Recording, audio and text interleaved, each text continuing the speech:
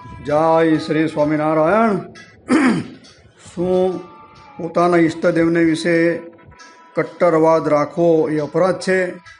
કટ્ટરવાદનું બીજું આપણે જોઈએ તો પર્યવેચક શબ્દની અંદર ખુમારી, કાં તો નિષ્ઠા અથવા તો શૂરવીરપણું, પોતાના ઈષ્ટદેવની વિશે આ રાખવી એ અપરાધ છે કે નહીં, તો આ વાતનો આપણે સત્સંગ કરીશું। એક વાતની સ્પષ્ટતા કરી દઈએ કે આપણે જે જિહાદી ઇસ્લામો છે એવી કટ્ટરવાદની એની અંદર વાત કરવાની નથી, કારણ કે જે એ લોકો હિંસામય જે કટ્ટરવાદ રાખે છે એના તો આપણે પણ વિરોધી છે। પણ આપણા નંદ સંતોને ભગવાન શ્રી સ્વામિનારાયણ પણ પોતાના ગ્રંથની અંદર અથવા પોતાના કીર્તનની અંદર નંદ સંતોએ ભગવાન વિશે જે વાક્ય લખેલા છે તે આપણે વિચારવાના છે। અને બીજું જોઈએ તો અમુક માણસો કે ભાઈ હકારાત્મક વિચાર રાખવો, નકારાત્મક વિચાર ન રાખવો, એટલે કે પોઝિટિવ થિંકિંગ, નેગેટિવ થિંકિંગ નહીં રાખવું, આ બધી બી વાતો કરે છે। તો આ બધી વસ્તુનો આજે આપણે સત્સંગ કરવાનો છે। ઉપાસ્ય છે તો ભગવાન શ્રી સ્વામિનારાયણને તેની સાનિધ્યમાં રહેલા નંદ સંતો જેવા કે મુક્તાનંદ સ્વામી છે, બ્રહ્માનંદ સ્વામી, પ્રેમાનંદ સ્વામી, દેવાનંદ સ્વામી આદિ બધા સંતો થઈ ગયા। તો આવા સંતોએ ભગવાન શ્રી હરિને આગળ જે સાક્ષાત ભગવાન શ્રી હરિની સાનિધ્યની અંદર જે પણ જ્ઞાન તેમને થયું અથવા ભગવાન શ્રી હરિની જે મૂર્તિ જોઈ અથવા તેમની જે લીલા જોઈ, તેમના જે ગુણો છે તેના કીર્તનો પ્રત્યક્ષ ભગવાન શ્રી હરિની હાજરીમાં બનાવેલા છે। અને ઘણા કીર્તનો તો ભગવાન શ્રી હરિએ પોતે આજ્ઞા કરી તેવા કીર્તનો બનાવીને સભાની અંદર પણ ગવાયા છે। આવા બધા અનેક ઇતિહાસો, સંપ્રદાયના જે ગ્રંથો છે તેની અંદર એનું વર્ણન થયું છે। ખાસ કરીને ભગવાન શ્રીજી મહારાજે સ્પષ્ટ રીતે વચનામૃત ગઢડા મધ્યની અંદર કહ્યું છે કે આ મુક્તાનંદ સ્વામીના, બ્રહ્માનંદ સ્વામીના કીર્તન તો ભગવાનના કે ધામની અંદર પણ ગવાય છે, કે મુક્તો પણ કે ભગવાનના આ કીર્તન બનાવેલા નંદ સંતો એટલે બ્રહ્માનંદ સ્વામી, મુક્તાનંદ સ્વામીનું નામ ખાસ લખેલું છે, તેના કીર્તન ગવાય છે। પ્રેમાનંદ સ્વામીની ભગવાન શ્રી હરિએ વાત કરી કે આવા કીર્તન કોઈ ગાય તેમાં બંધુ સહજાનંદવાળું છે, બરાબર, મધ્ય પ્રકરણનું જે વચનામૃત છે, તો ઉઠીને કે સાષ્ટાંગ દંડવત કરીએ, આવી રીતે ભગવાનનું જે ચિંતન કરવું તે એમ કરીને બહુ મહિમા લખેલો છે આનો। એટલે આવા જે નંદ સંતો છે તેની કીર્તનની અંદર પણ ભગવાન વિશે જે ખુમારી જોવા મળે છે, જે કટ્ટરવાદ જોવા મળે છે, તેની આજે આપણે ચર્ચા કરીશું।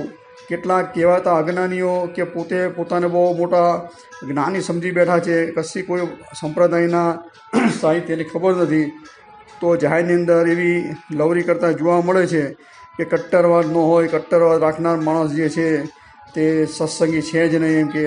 પણ જ્યાં લગીન આપણા ઈષ્ટદેવની વિશે આપણે કટ્ટરવાદ એટલે કે ખુમારી ન હોય, નિષ્ઠા ન હોય, શૂરવીરપણું ન હોય, ત્યાં લગીને ભક્ત જ નથી, એવું સ્પષ્ટ રીતે ભગવાન શ્રીજી મહારાજ અને નંદ સંતો કહે છે। આની અંદર આપણે બહુ વધારે ઊંડું ઉતરવાનું થતું નથી, કારણ કે અનેક એવા કીર્તનો છે કે અનેક એવા ભગવાન શ્રીજી મહારાજના વચનો છે, તો બહુ લાંબુ એની અંદર આપણે ઊંડું ઉતરીએ તો બહુ ઘણા આપણે એના પ્રમાણો જોવા જઈએ તો બહુ લાંબો વિડીયો થાય, એટલે હું ફક્ત ને ફક્ત પ્રસાદ રૂપે થોડું આપણે જોશું। તેમાં મુક્તાનંદ સ્વામીનું જે કીર્તન છે, છાંડી કે શ્રી કૃષ્ણ દેવ ઓર કી જો કરું સિંહ, આખું એ કીર્તનના જે બધા પદો છે તેની અંદર મુક્તાનામ સ્પષ્ટ રીતે પોતાના ઈષ્ટદેવની વિશે જે ખુમારી છે, જે કટ્ટરવાદ છે તે રજૂ કરે છે। એવી રીતે પ્રેમાનંદ સ્વામીનું કીર્તન છે, હમ તો એક સહજાનંદ ગાવે, હમારે મન સ્વામિનારાયણ સિવાય દૂસરો ન ભાવે। આ બધા જે કીર્તનો નંદ સંતોના છે, આના અંદરના જે શબ્દો આપણે જોઈએ તો એને ઈષ્ટદેવ પ્રત્યે જે ખુમારી છે, જે કટ્ટરવાદ જે છે તે સ્પષ્ટ રીતે જણાઈ આવે છે। હવે મુક્તાનંદ સ્વામીએ જે કીર્તન ગાયું છે છાંડી કે શ્રી કૃષ્ણ દેવવાળું, બરાબર, તેની અંદર સ્પષ્ટ રીતે મુક્તાનંદ સ્વામી એમ કહે છે કે જો હું કે મારા ઈષ્ટદેવ ભગવાન જે શ્રી કૃષ્ણ છે એના સિવાય કોઈ બીજાની કે સેવા કરું તો મારા હાથ નહીં કે તમે કાપી નાખજો, કર કે કાઢી ડાળો, એવું લખેલું, બરાબર। આ મુક્તાનંદ સ્વામીનો કટ્ટરવાદમાં જોવા મળે છે। તદુપરાંત સ્પષ્ટ રીતે મુક્તાનંદ સ્વામી એમ કહે છે કે જો હું બીજા કોઈનું ધ્યાન કરું તો મારી કે છાતી તમે ચીરી નાખજો। હું કંઈ બહુ ઊંડો આમાં ઉતરવા માગતો નથી, ફક્ત ખાલી એટલું બતાવવા માગું છું જે આ લોકો જે આજના કહેવાતા મોટિવેશન કરનારા બધા, બરાબર, એમ સમજે કે અમે મોટિવેશન કરીએ છીએ, બરાબર, કે અમે મોટિવેશનના સ્પીકર છે, પણ ભગવાન સ્વામિનારાયણ નંદ સંતો અને આપણા ઋષિમુનિઓ કે ભગવાન વેદવ્યાસ હતા તેના વચનો જો આપણે જીવનમાં ઉતારીએ તો એનાથી કોઈ મોટું મોટિવેશન છે જ નહીં। આજની આધુનિક જે બધા કહેવાતા જે બધા પૈસા જે ધનની આશાથી આ બધા ધંધા લઈને બેઠી ગયા બરાબર, તેમાં આધ્યાત્મિકને જોડી લે છે આ લોકો અને અર્થના અંદર કરે. પણ દુઃખની વાત તો એ છે કે સત્સંગીઓ પણ અમુક પોતે કહે છે કે અમે સ્વામિનારાયણ છે તે એ આવા વિવાદાસ્પદ નિવેદન આપે છે. તેના માટે આ ખાસ આપણે વિડીયો બનાવવાની જરૂર પડી છે. હવે મુક્તાનંદ સ્વામી આગળ કહે છે બરાબર કે ધ્યાન કરું તમારી છાતી અહીં કે તમે ચીરી નાખજો.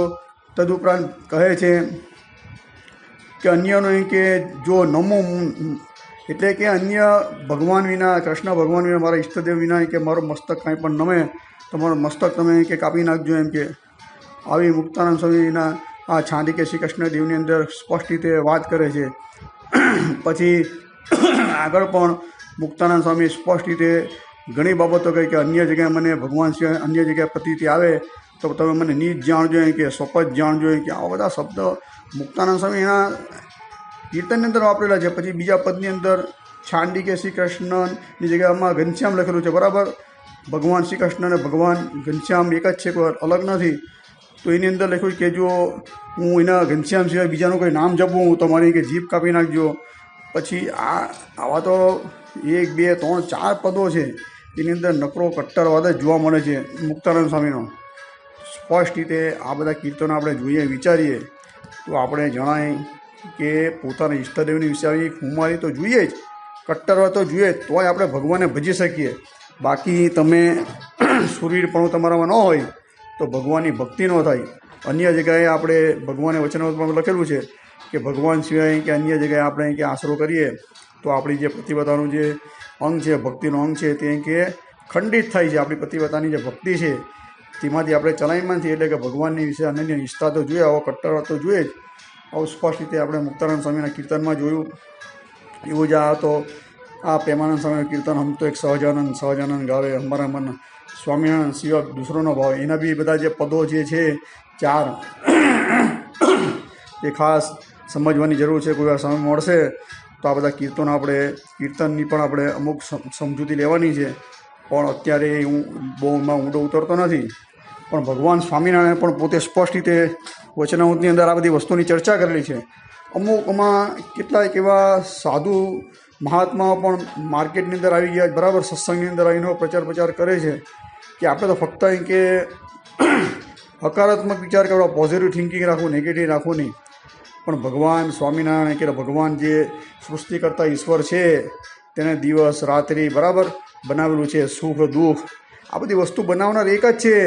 વ્હાઇટ કલર જોઈએ, સફેદ, ધોળો અથવા કાળો કલર એ બધું ભગવાનનું જ બનાવેલું છે. ગુણ અવગુણ અમુક જગ્યાએ વિવેક રાખવાનું પણ ભગવાને સ્પષ્ટ રીતે કીધેલું છે કે ભાઈ કોનો હું ગુણ લેવો, કોનો અવગુણ લેવો, કોની નિંદા કરવી, કોની આગળ માન રાખવું, કોની આગળ નહીં રાખવું, આ બધી વસ્તુ વિચારવી જોઈએ બરાબર.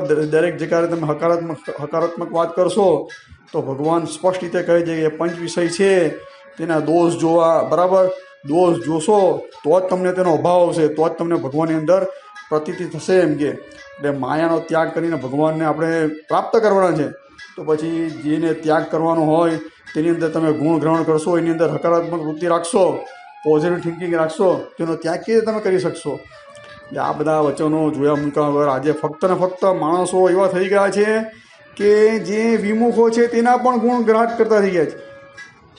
બસ ભાઈ ભગવાનનું સ્વામિનારાયણ નામ દે છે, આદેશ છે, એનો પણ ગુણ ગ્રહણ કરો. બસ આવી પણ ટોળકીઓ આજે માર્કેટમાં જોવા મળે છે. તો ભગવાન શ્રીજી મહારાજના 2 એક વચનામૃતના આપણે વચનો જોઈશું. બહુ વધારે આની અંદર આપણે બહુ લાંબો વિડીયો બનાવવાનો જ નથી આની અંદર. તો એમાં ખાસ કરીને લોયાનું 6ઠ્ઠું વચનામૃત છે અને મધ્યનું 5મું વચનામૃત છે. આ 2 વચનામૃત આપણે જોઈએ તો સ્પષ્ટ રીતે જણાવે કે ભગવાન શ્રીજી મહારાજ પણ શું કહેવા માગે. શૂરવીરપણું તો રાખવું જ જોઈએ કે શૂરવીરપણું ન રાખીએ તો મોટો દોષ આવે છે. ભગવાન શ્રીજી મહારાજ કહે છે કે જો શૂરવીરપણું ને પ્રતિવતાપણું ન હોય તો આપણે વિમુખ થઈ જઈએ છીએ. એવું પણ સ્પષ્ટ રીતે આ ગઢડા મધ્યના 5મા વચનની અંદર ભગવાન શ્રીજી મહારાજ વાત કરે છે કે ભગવાનના ભક્ત હોય તેને મુખ્યત્વે 2 ધર્મો તો રાખવા જ. એક પ્રતિવતાનો ધર્મ રાખવો અને બીજો જે છે તે શૂરવીરપણું રાખવું. એ 2 નહીં રાખે તો બહુ મોટી ખોટ આવે છે. અને ભગવાન શ્રીજી મહારાજ કહે છે કે આ જન્મે અથવા 2 જન્મે 4 જન્મે ગમે ત્યારે એ વિમુખ થઈ જાય છે. પ્રતિવતાની અંદર તો જે પોતાનો કે પતિ એટલે કે પોતાનો ઈષ્ટદેવ હોય બરાબર એની અંદર અનન્ય નિષ્ઠા રાખવી, ભગવાન શ્રીજી મહારાજ સમજાવે છે પતિવ્રતા સ્ત્રી હોય, પોતાનો પતિ વૃદ્ધ હોય, બરાબર નિર્ધન હોય, તો પણ એનું મન છે તે બીજા કોઈને જોઈને કે ચરાયમાન થતું નહીં. તેમ આપણા ઈષ્ટદેવ જે છે તેના વિના અન્ય કોઈ ભગવાનના સ્વરૂપ એક જ છે, બરાબર.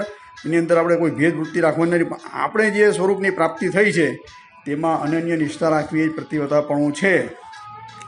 તો આવા પ્રતિવ્રતાપણાની વાત કરે છે. પછી ભગવાન શ્રીજી મહારાજે શૂરવીરપણાની વાત કરતાં શું લખે છે કે જે ભગવાનનો ભક્ત હોય તેણે કોઈનાથી દબાઈ જવું નહીં, એમ કે સ્પષ્ટ રીતે લખેલું છે ભગવાને.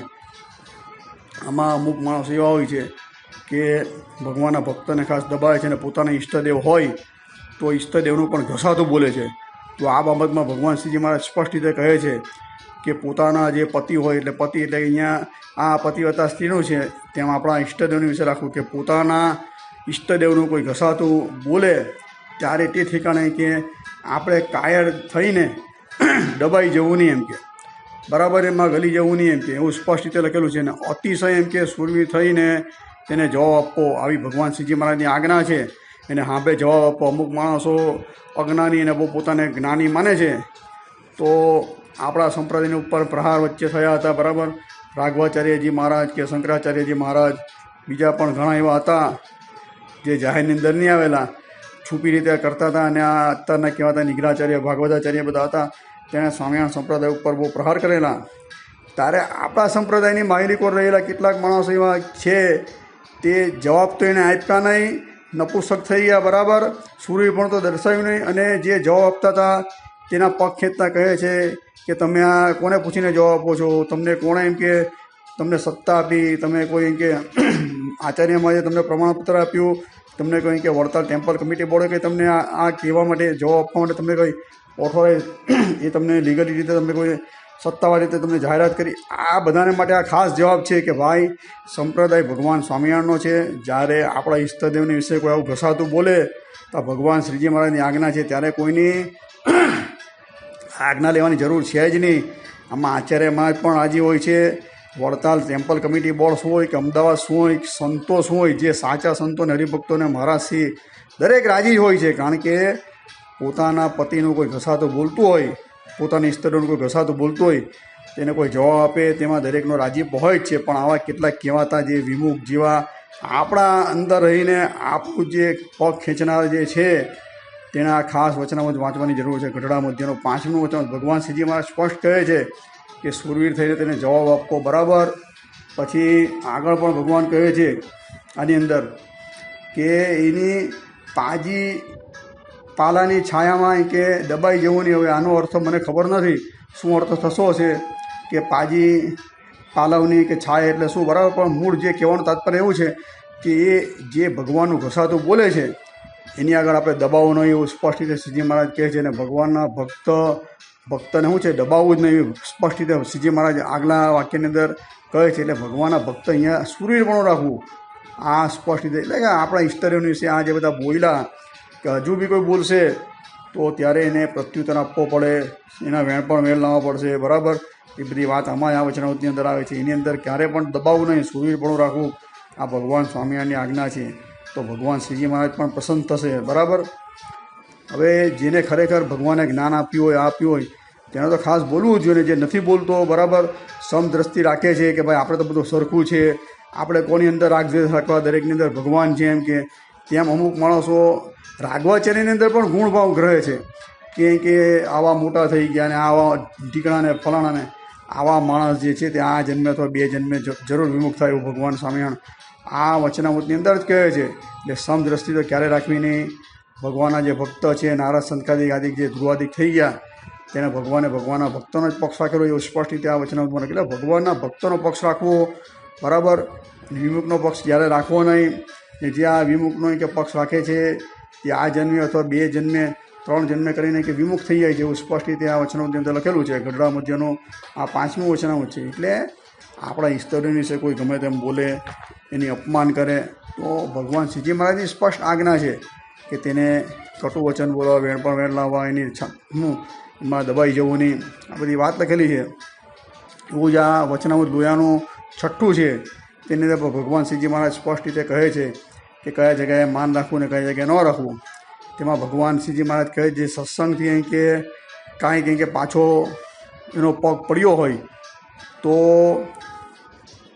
તેની આગળ તો એમ કે માન રાખવું, એમ કે ભગવાનનો જે ભક્તો હોય, એકાંતિક હોય, ગરીબ જેવો હોય તો એમ કે તેની આગળ માન ન રાખવું. પણ જે સત્સંગમાંથી તેનો પગ પાછો પડ્યો એટલે કે સત્સંગની શિક્ષાપત્રીની મર્યાદા, જે સત્સંગી જીવન વચનામૃતાદિકની મર્યાદાથી જે પાછો પડ્યો હોય, જે ખરેખર વિમુખ છે, બરાબર, શ્રીજી મહારાજ સ્પષ્ટ રીતે આની અંદર કે તેની આગળ તો એમ કે માન રાખવું, એમ કે એની આગળ છે ને નિર્માની નહીં થવું, એમ કે એની આગળ માન રાખવું, એની આગળ દબાઈ નહીં જવું. આવા શબ્દો પણ વાપરેલા. પેલામાં પણ મધ્યના 5મા વચનમાં લખેલું કે દબાઈ ન જવું, બરાબર, જે ઈષ્ટદેવનું ઘસાતો બોલતો હોય તેની આગળ. આની અંદર પણ લખેલું સ્પષ્ટ રીતે કે એની આગળ દબાઈ ન જવું. અને તેના પ્રશ્ન ઉત્તરમાં તો તેને એમ કે વેણ પણ એમ કે વેણ લાવવા, એમ કે આવો સ્પષ્ટ રીતે શ્રીજી મહારાજની આજ્ઞા છે આપણે, એમ કે એટલે એને ગમે તેમ કરીને પાછો વાળવો, એમ કે એનાથી દબાવવું નહીં, એમ કે આવું ભગવાન શ્રીજી મહારાજની આ લોયાના 6ઠ્ઠા વચનામૃતમાં આજ્ઞા છે.